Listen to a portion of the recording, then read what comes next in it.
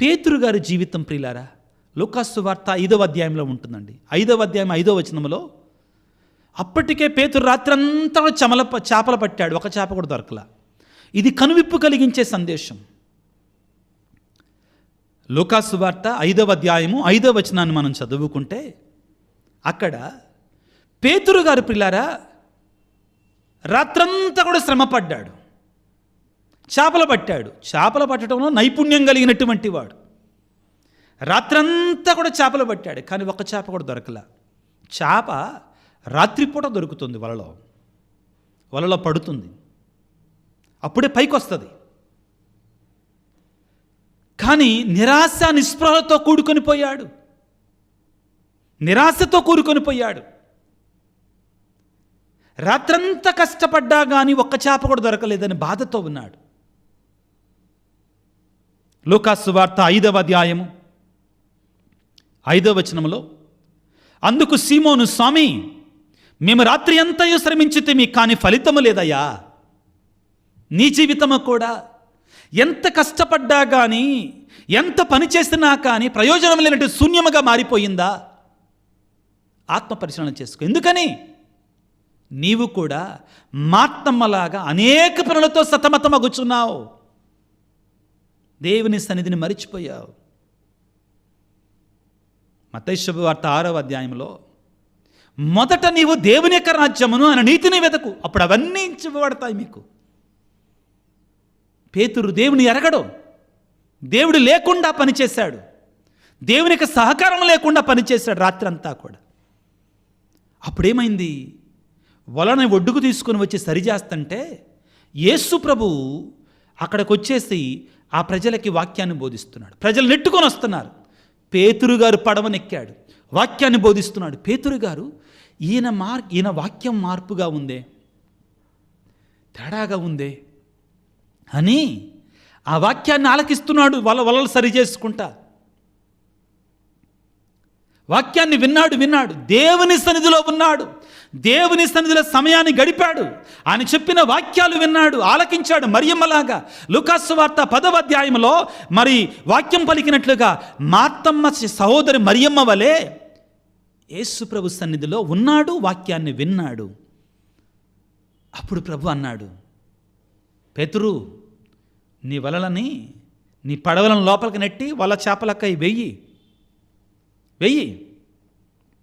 లూకాసు వార్త 5వ అధ్యాయము 4వ వచనంలో ఉపదేశించుట ముగించిన పెద్దప యేసు సీమోను పేతురుతో, మీరు పడవను ఇంకలు లోతులకు తీసుకొని వెళ్ళి చేపలకై వల వేయుడు అనెను. అందుకు సీమోను పేతురు, స్వామి మేము రాత్రి అంతయు శ్రమించుతిమి, కానీ ఫలితము లేదో.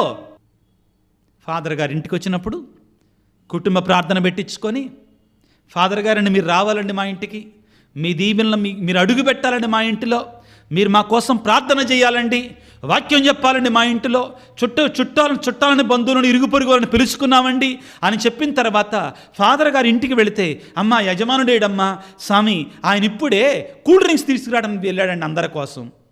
పిల్లలు లేరమ్మా, వాళ్ళు ట్యూషన్కి వెళ్ళారు స్వామి, ఒక అర్ధగంటలో వచ్చేస్తారు స్వామి. ఏమన్నా ఉపయోగం ఉందా? రాస్తాం విచారణ గుడిలో పూజ, మన కుటుంబం కోసం, మన భర్త కోసం, పిల్లల కోసం రాస్తాం. మనం మాత్రం గుడికి రాము ఆ రోజున. ఇదే ఈరోజు ప్రభువు చెప్పే దేని గురించేనండి?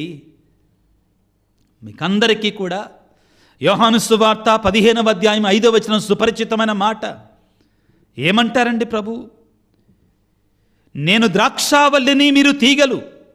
ఎవడు నా యందు ఉండునో, నేను ఎవని యందు ఉండునో వాడు అధికముగా ఫలిస్తాడు. ఏలయనగా నేను లేక మీరు ఏమీ చేయజాలరు. నేను ఆయనతో ఉంటే, ఆయన నాతో ఉంటే నాకేం జరుగుద్ది? అధికముగా ఫలిస్తాం, అధికముగా దీవించబడతాం, అధికముగా ఆశీర్వదించబడతాం. ప్రియులారా, దేవుని సన్నిధిలో గడిపే ప్రతి క్షణము కూడా ఒక అద్భుతానికి పునాది, ఒక అద్భుతానికి నాంది. ప్రభు అంటున్నాడు, నేను ద్రాక్షావల్లిని, మీరు తీగలు. ఎవడు నా యందు ఉండునో, నేను ఎవని యందు ఉండునో వాడు అధికముగా ఫలిస్తాడు. నేను దేవుని సన్నిధిలో సమయం గడిపితే నాకేమొస్తుంది? అధికముగా ఫలిస్తావు, అద్భుతాలు జరుగుతాయి నీ జీవితంలో. అవును ప్రియ దేవుని బిడ్డ, దీనిని మనం గుర్తుపెట్టుకోవాలి. ఆయన సన్నిధిలో గడిపే ప్రతి క్షణము కూడా ఒక అద్భుతానికి పునాది, నాంది. గుర్తుపెట్టుకో, ప్రభు పలికిన మాట, ఎవడు నా యందు ఉండునో నేను ఎవని యందు ఉండునో వాడు అధికముగా ఫలిస్తాడు. ఏలయన నేను లేక మీరు ఏమీయూ చెయ్యజాలరు. భక్తులందరూ, ప్రవక్తలందరూ ఊరికే పునీతులు అయిపోలా. పునీతులందరూ ఊరికే పునీతులు అయిపోలా. వాళ్ళు మారిన తర్వాత పౌలు గారు 40 దినాల పాటు ఎడారిలో గడిపొచ్చారు. రోజులు తరబడి వారు దేవుని సన్నిధిలో ఉన్నారు. అంతోని వారి పిల్లల గంటల తరబడి దేవుని సన్నిధిలో ఉండేవాళ్ళు. ఆయనట ప్రార్థన చేస్తుంటేనట ఆ ప్రాంతం అంతా కూడా వెలుగుతో నిండిపోయేదంటండి. అంత తీక్షణంగా, అంత శక్తివంతంగా ప్రార్థన చేసేవారట. ఊరికే అద్భుతాలు చేయలా వాళ్ళు. ఊరికే వాళ్ళు చెప్పిందంతా జరిగిపోలా. ఎస్, కీర్తన 127వ కీర్తనలో 1 నుండి 3 వచనాలు మనం చదివితే ఒక చక్కని గుణపాఠం మనకు దొరుకుతుందండి అక్కడ. ఏంటంటే, నీవు దేవుని సన్నిధిని మరచిపోయి, దేన్ని మరచిపోయి? దేవుని సన్నిధిని మరచిపోయి ఓ రాత్రింబవళ్ళు కష్టపడ్డా ఉపయోగం లేదు. ఆయన సాన్నిధ్యాన్ని మరచి రాత్రింబవళ్ళు కష్టపడ్డా కానీ ప్రయోజనం లేదు. కానీ దానికి బదులుగా నీవు ఆయన మీద ఆధారపడగలిగితే, ఆయన నమ్మగలిగితే నీవు నిద్రిస్తున్నప్పుడు కూడా ఆయన నీకు సంపదలిస్తాడు. 127వ కీర్తన 1వ వచనం, ప్రభువు ఇల్లు కట్టనిలా కట్టువారి యొక్క శ్రమ వ్యర్థము, ప్రభువు నగరమును కాపాడనిలా గస్తీలు మేల్కొని ఉండియో లాభము లేదు. ఇల్లు కట్టడం అంటే ఏంటి? ఇక్కడ రాతితో, ఇసుకతో, సిమెంట్తో, కంకరతో, ఐరన్తో కట్టడం గురించి మాట్లాడుతున్నారా? లేదు. కుటుంబాన్ని, భార్య, భర్త, పిల్లలని అభివృద్ధి పదం నడిపించటం, ఆశీర్వాదంతో నింపటం, ఆత్మీయంగా నడిపించటం, దాని గురించి మాట్లాడుతున్నాడు. ప్రభువు ఇల్లు కట్టనేలా కట్టువారికి శ్రమ వ్యర్థం. నీ కుటుంబాన్ని కట్టాలనుకుంటున్నావా? నిలబెట్టాలనుకుంటున్నావా? దేవుడే కట్టాలి, దేవుడు నిలబెట్టాలి. మరి నువ్వేం చేయాలి? ఆయన సన్నిధికి వెళ్ళాలి. ఏమంటున్నాడు? వేకువనే 127వ కీర్తన 2వ వచనము, వేకువన నిద్రలేచి రేయి పొద్దుపోయిన దాకా మేల్కొని ఉండి కష్టపడి పొట్టకూడు సంపాదించుకున్నట్టు వ్యర్థం. ఎప్పుడూ దేవుని మీద ఆధారపడకుండా పొద్దున్న లేచి సాయంత్రం రెయ్యి పొద్దుపోయేదాకా కష్టపడి పనిచేసి పొట్టకూడి సంపాదించుకుంటే వ్యర్థం. దేవుని మీద ఆధారపడకుండా, దేవుని సన్నిధికి రాకుండా, నేను ఎప్పుడు అంటా కదా, పరిగెడతా ఉంటారు. ఇంకా పొద్దున్నే లేచి సాయంత్రం దాకా, ఆదివారం కూడా సంపాదనే. జేబులు చిరిగిపోతాయి, డబ్బులు కారిపోతాయి, నిలబడవయ్యి. జేబులు చిరిగిపోతాయి, డబ్బులు కారిపోతాయి, నిలబడవయ్యి. ఎప్పుడు? ఆదివారం కూడా దేవుడి సన్నిధిని మరిచిపోతాయి. ఇప్పుడు ఏమంటున్నాడండి ప్రియులారా? కష్టపడి పనిచేసి పొట్టకూడు సంపాదించుకునే వ్యర్థం. రేయి పొద్దుపోయిన దాకా వేకుని నిద్రలేచి కష్టపడి పొట్టకూడు సంపాదించుకునే వ్యర్థం. ఎందుకంటే ప్రభువు తాను ప్రేమించే ప్రజలకి వారు నిద్రిస్తున్నప్పుడు కూడా అద్భుతాలు చేస్తాడు. ప్రియ దేవుని బిడ్డ, దేవునికి ఇవ్వాల్సిన సమయాన్ని దేవునికి ఇవ్వు. కష్టపడాల్సిన సమయంలో కష్టపడు, దేవుడు కాదంటల్లా. 127వ కీర్తన 2వ వచనం, ప్రియులారా, వేకువన నిద్రలేచి రేయి పొద్దుపోయిన దాకా పొట్టకూడు సంపాదించుకున్నట్ట వ్యర్థమో. ఎందుకంటే పని చేయదో, దేవుడు లేడో, పని చేయదో బిడ్డలారా. వేకున నిద్రలేచి రేయి పొద్దుపోయిన దాకా 127వ కీర్తన 2వ వచనం, ప్రియులారా, రేయి పొద్దుపోయిన దాకా పొట్టకూడు కష్టపడి పొట్టకూడి సంపాదించు వ్యర్థం. ఎందుకంటే దేవుడు లేడు అక్కడ, దేవునికి సాన్నిధ్యం లేదు అక్కడ.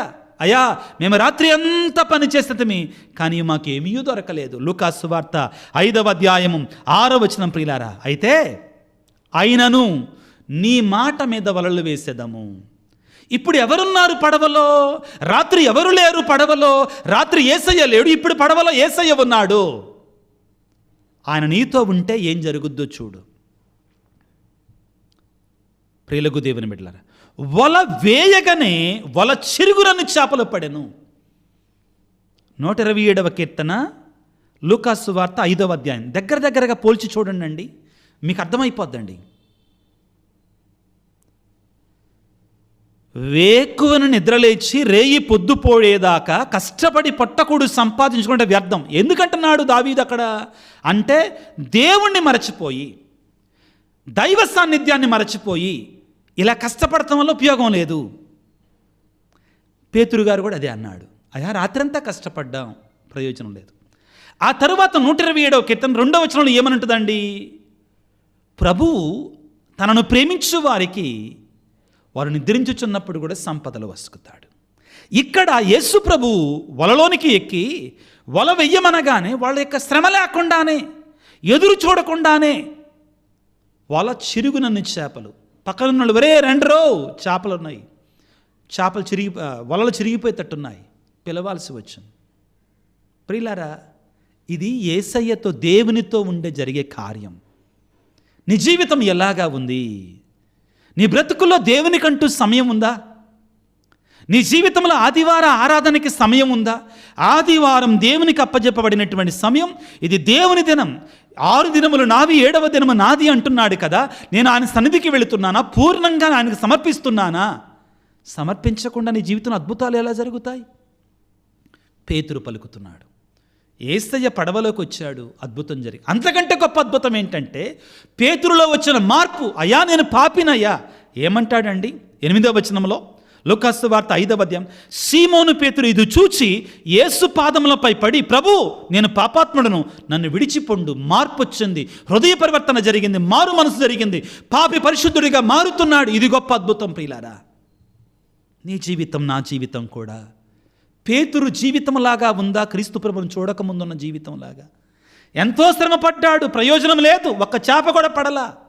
నా జీవితంలో కూడా కష్టపడుతున్నా, వ్యాపారం చేస్తున్నా, ఉద్యోగం చేస్తున్నా, ఉపయోగం లేకుండా పోతుందా నా బ్రతుకు? యేసయ్యకి స్థానం ఏది నీ జీవితంలో? యేసయ్యకి సమయం. మనలో కొంతమంది నేను వెళుతున్నానండి గుడికి, నో, మరియమ్మ వలె వెళ్ళాలి దేవుని సన్నిధికి. మత్తయి శుభవార్త 10వ అధ్యాయం 38వ వచనం నుంచి మనం చదువుకున్నట్టుగా, క్షమించండి, లూకాసు వార్త 10వ అధ్యాయం 38 నుంచి మనం చదువుకున్నట్లుగా, మరియమ్మ యేసు పాదముల చెంత కూర్చొని ఆయన వాక్యాలు వినుచుండెను. ప్రియ దేవుని బిడ్డ, నీ జీవితాన్ని ప్రభువుకు పరిపూర్ణంగా అంకితం చేసుకో. దేవుని సన్నిధిలో quality time, give him quality, పరిపూర్ణమైన సమయాన్ని ఇవ్వు. నీ జీవితంలో అద్భుతాన్ని చూస్తావు, ఆశ్చర్యకార్యాన్ని చూస్తావు, దేవుని యొక్క కృపను చూస్తావు. దేవుని సన్నిధిలో గడిపే ప్రతి క్షణము కూడా ఒక అద్భుతానికి పునాది. దేవుని సన్నిధిలో గడిపే ప్రతి క్షణము కూడా, ప్రతి సందర్భము కూడా నీ జీవితంలో మార్పుకి ఒక పునాది పడుతుందండి. యేసయ్యను వేడుకుందాం, నేర్పించయ్యా మాకు.